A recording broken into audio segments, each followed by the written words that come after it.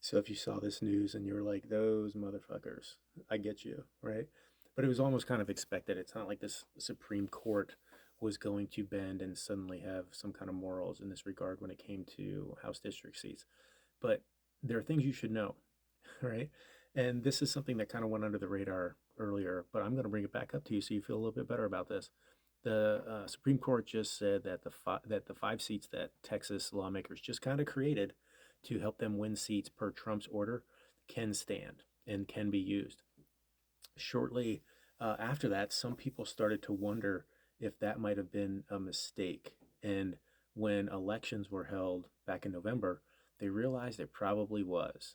Three of the five districts started to rely on gains that Trump had made in 2024 with Latino voters, where he picked up a lot of Latino voters in comparison to historic trends. So a year later, in 2025, he has lost all of those gains, if not more. 70% of the Hispanic population disagree with him as far as immigration and the economy. I believe there was a shift of 30 to 38 points back to the left in the recent elections in November of 2025. And three of the five districts were, again, created relying on those Hispanic voters to get them over the hump and to get five GOP seats. So as he's alienating, all, as he's saying, hey, I want five more seats, and they create seats that rely on Hispanic voters, but he's doing all of these things like arresting people, assaulting people in the streets. The Supreme Court passing laws that you can arrest and stop people just because of the way they look, aka brown or black. That is not going over well, and so he has lost all that support. Where even a bunch of it was probably just because his name was on there, and his name's not on any more elections, regardless of what he says or Steve Bannon says. So think about this situation. Trump says, "Create me five more maps so I can keep the Congress in 2026." And then they create the maps, uh, and it's like dummy mandering or something like that.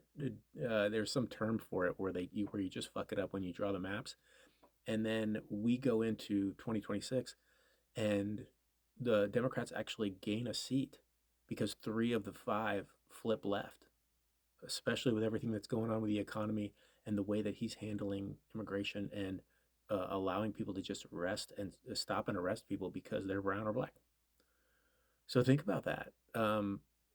That'd be pretty apro fucking po, and I would be here for it.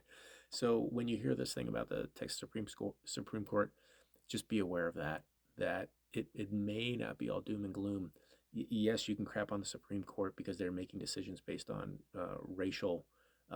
admittedly racial decisions, which that's what we get because we've got the Supreme Court. So as we continue to elect Democrats and the Supreme Court justices, uh, you know, just perish or resign. If we have Democrats in charge of the government, we can fix that and go even harder and fix things and make things better for all of us. So I know it was doom and gloom. I got that vibe too. I never expected it to really stand, to be honest, because of the way the Supreme Court is. But I felt good at first that maybe it wasn't going to, but maybe it's better than we think. Okay, and according to data, it might be. All right, thanks.